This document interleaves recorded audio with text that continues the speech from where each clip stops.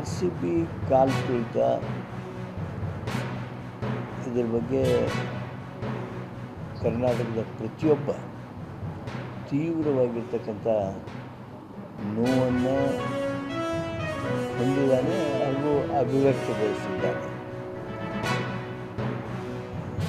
ರಾಜ್ಯ ಸರ್ಕಾರ, ನಮ್ಮ ಇಲಾಖೆ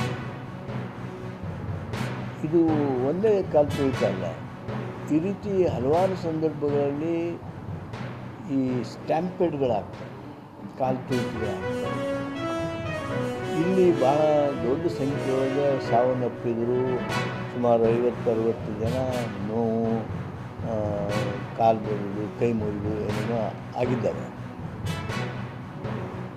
ಇಂಥ ಪ್ರಸಂಗಗಳನ್ನು ಗಮನಿಸಿ ಕ್ರೌಡ್ ಮ್ಯಾನೇಜ್ಮೆಂಟ್